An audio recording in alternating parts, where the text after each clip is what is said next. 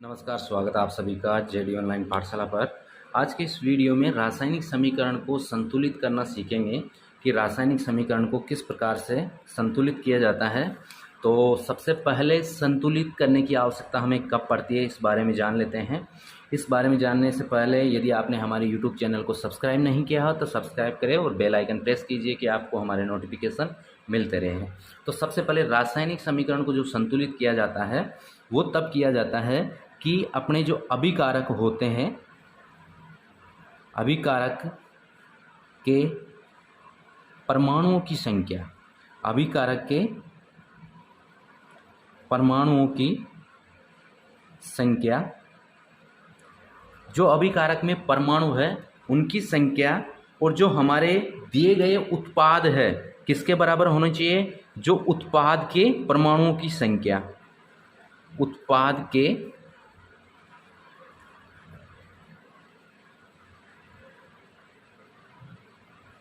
परमाणुओं की संख्या, ये जो दोनों होती है ये बराबर होनी चाहिए। ये क्या होनी चाहिए? बराबर होनी चाहिए। अगर ये दोनों बराबर है तो रासायनिक समीकरण संतुलित है, अगर ये दोनों बराबर नहीं है तो रासायनिक समीकरण संतुलित नहीं है। अब इन्हें किस प्रकार से संतुलित किया जाता है और संतुलित करने के लिए हमें किस प्रकार से इनमें अणु परमाणु की संख्या को जोड़ा जाता है या कम किया जाता है, तो सबसे पहले एक बार हम समझ लेते हैं द्रव्यमान संरक्षण के नियम को। आइए समझते हैं सबसे पहले रासायनिक समीकरण को संतुलित करने से पहले द्रव्यमान संरक्षण के नियम को। द्रव्यमान संरक्षण का नियम जो होता है वह होता है कि किसी भी रासायनिक अभिक्रिया में द्रव्यमान का न तो निर्माण होता है और न ही विनाश होता है। इसका मतलब यह है कि रासायनिक समीकरण में जितने परमाणुओं की संख्या अभिकारक में होती है उतने ही परमाणुओं की संख्या उसके उत्पाद में भी होती है। यह है द्रव्यमान संरक्षण का नियम। और किसी भी रासायनिक अभिक्रिया में उत्पाद तत्वों का कुल द्रव्यमान जो होता है अभिकारक तत्वों के कुल द्रव्यमान के बराबर होता है। ठीक है, अब किसी रासायनिक समीकरण को हम लेते हैं, उससे समझेंगे कि किस प्रकार से इस रासायनिक समीकरण को संतुलित करने की आवश्यकता है या नहीं है। तो यहाँ पर हम एक रासायनिक समीकरण लेते हैं, जिंक, उसके बाद में सल्फ्यूरिक अम्ल जो H2SO4 होता है, इस दोनों के मध्य जब अभिक्रिया होती है तो जिंक सल्फेट का निर्माण होता है और हाइड्रोजन जो गैस है वो मुक्त होती है। ठीक है, यहाँ पर देखेंगे कि जिंक है, यहाँ पर जिंक और यहाँ सल्फ्यूरिक अम्ल है, सल्फ्यूरिक अम्ल। इन दोनों के मध्य जब अभिक्रिया होती है तो इससे हमें क्या प्राप्त होता है? इससे प्राप्त होता है एक तो जिंक सल्फेट प्राप्त होता है और एक होता है हाइड्रोजन। ठीक है, ये जो हाइड्रोजन गैस है ये अलग हो जाती है। अब यहाँ पर देखते हैं कि अभिकारक क्या है, उत्पाद क्या है। यहाँ जो अपने पास में जो तीर के निशान से पहले इस तरफ है ये क्या है? ये तो है अभिकारक। इनको क्या कहते हैं? इनको कहते हैं अभिकारक। और जो तीर के निशान के बाद में जो बने हैं ये है उत्पाद। ठीक है, अब तीर के निशान से पहले जो प्लस के चिन्ह से ये दोनों लिखे हुए हैं तो इसका मतलब इन दोनों में तीर के निशान से पहले लिखा है तो इन दोनों के मध्य क्या है? रासायनिक परिवर्तन हुआ है। तो रासायनिक अभिक्रिया का प्रमाण है एक तरीके से ये। और ये जो नए उत्पाद बने हैं ये बने हैं जिंक सल्फेट और हाइड्रोजन। ठीक है, अब इनमें रासायनिक समीकरण संतुलित है या नहीं है, तो इसका हम रासायनिक समीकरण को जो परमाणुओं की संख्या है उनको जांच कर हम ये पता करेंगे कि रासायनिक समीकरण ये संतुलित है या नहीं है। सबसे पहले यहाँ पर अभिकारक लिखेंगे। अभिकारक में परमाणुओं की संख्या जो है, अभिकारक में परमाणुओं की संख्या, और इस तरफ है उत्पाद में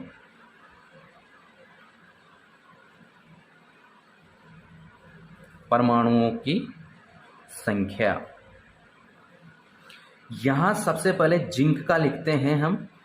कौन कौन से जो पदार्थ है या तत्व है यौगिक है उनको लिख लेते हैं। पहले जिंक है, हाइड्रोजन है, सल्फर है और ऑक्सीजन है। 4 तत्व इसमें दिए गए जो है, ठीक है। अब इनके जो रासायनिक समीकरण के बाद में जो परमाणु की संख्या और रासायनिक समीकरण से जो पहले परमाणु की संख्या है उनको लिखते हैं। तो जिंक के अभिकारक में परमाणु की संख्या कितनी है? 1 है। और उत्पाद में भी रासायनिक जब रासायनिक परिवर्तन होता है तो वहाँ पर भी परमाणु की संख्या 1 है। हाइड्रोजन की यहाँ पर 2 है परमाणुओं की संख्या और उत्पाद में भी 2 है। सल्फर की यहाँ 1 है और यहाँ पर भी 1 है।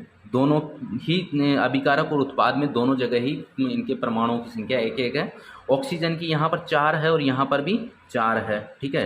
तो दोनों तरफ 4-4 है। अब यहाँ पर ये रासायनिक समीकरण संतुलित है या नहीं है, इसका पता कैसे करते हैं कि जितने हमारे अभिकारक में परमाणुओं की संख्या है उतनी ही इसके उत्पाद में परमाणुओं की संख्या है। मतलब यहाँ द्रव्यमान संरक्षण के नियम का पालन हो रहा है। यहाँ पर रासायनिक परिवर्तन में अभिकारक और उत्पाद के जो परमाणु की संख्या है उनमें कोई फर्क नहीं है, कोई अंतर नहीं है, उनके द्रव्यमान जो है बराबर है, ठीक है। तो ये समीकरण तो हमारी संतुलित समीकरण है। अब देखते हैं किसी असंतुलित समीकरण को हम लेते हैं, उसे किस प्रकार से संतुलित किया जाएगा।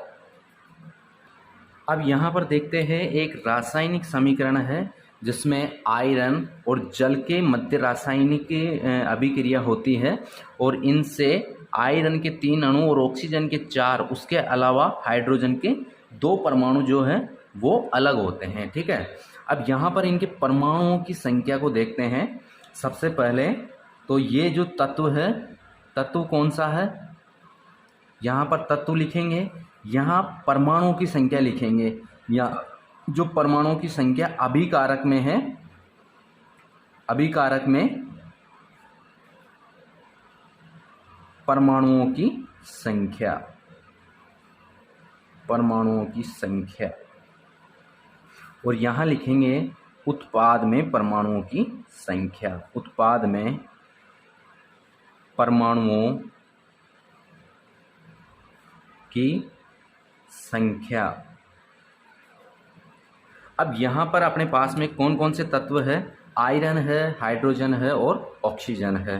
तो यहाँ जो आयरन है इसका अभिकारक में परमाणु की संख्या कितनी है? 1 है। और उत्पाद में कितनी है? 3 है। उसके बाद में हाइड्रोजन की यहाँ पर अभिकारक में परमाणुओं की संख्या 2 है और उत्पाद में परमाणुओं की संख्या कितनी हो गई? उत्पाद में भी 2 ही है, ठीक है। उसके बाद में ऑक्सीजन के परमाणुओं की संख्या यहाँ पर 1 है अभिकारक में और उत्पाद में 4 हो जाती है, ये 4, ठीक है। अब यहाँ पर आपको स्पष्ट दिख रहा है कि यहाँ जो अभिकारक और उत्पाद के जो परमाणु की संख्या है वो बराबर नहीं है, ये बराबर है केवल और ये भी बराबर नहीं है, ठीक है। तो यहाँ ये बराबर नहीं है, कोई सा भी परमाणु की संख्या बराबर नहीं होने पर जो रासायनिक समीकरण होती है वो असंतुलित हो जाती है, ठीक है। तो असंतुलित समीकरण है, इसे हम संतुलित करेंगे। किस प्रकार से इनको संतुलित किया जाता है? तो यहाँ पर जो हमें आवश्यकता है वो कितने परमाणुओं की आवश्यकता है? एक तो अपने पास में यहाँ आयरन के 2 और परमाणुओं की संख्या की आवश्यकता है, ऑक्सीजन के 3 और की आवश्यकता है, बाकी हाइड्रोजन के बराबर है, ठीक है।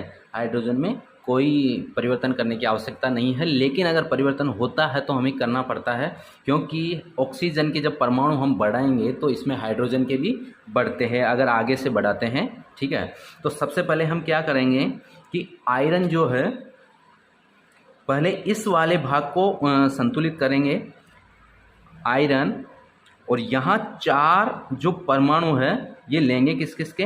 हाइड्रोजन और ऑक्सीजन के अलग अलग, ठीक है। तो 4 हाइड्रोजन के भी हो जाएंगे और ऑक्सीजन के भी जुड़ जाएंगे, ठीक है।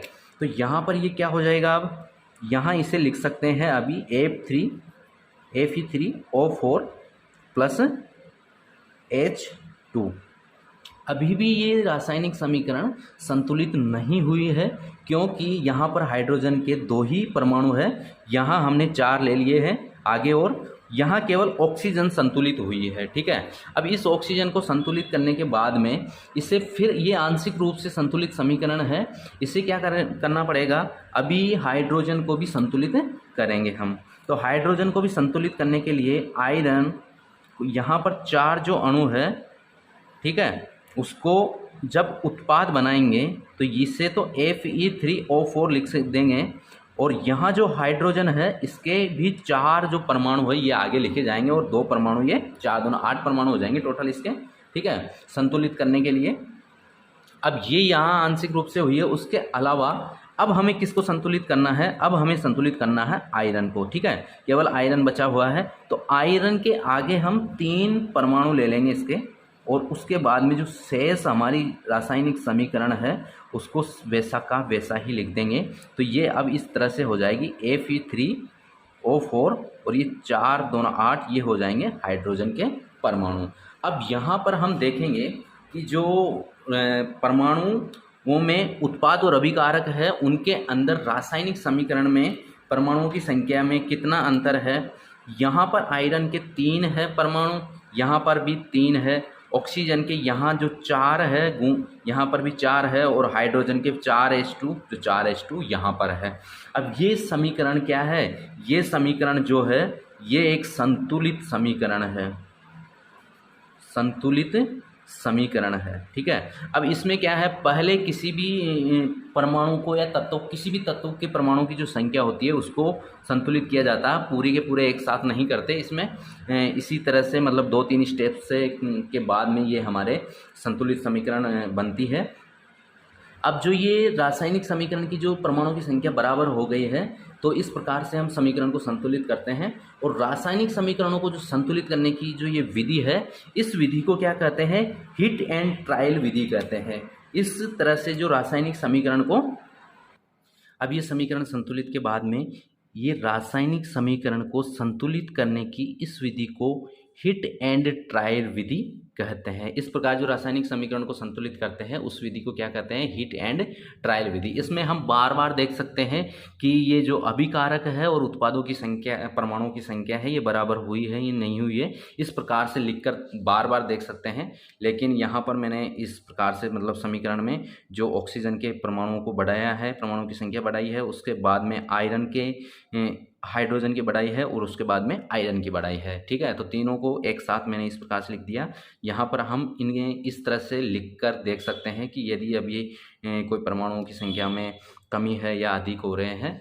तो आज के इस वीडियो में रासायनिक समीकरण को संतुलित करने के बारे में ये जो विधि है, हिट एंड ट्रायल बताई गई है। वीडियो पसंद आई तो लाइक कीजिए, शेयर कीजिए और चैनल को सब्सक्राइब कीजिए। धन्यवाद।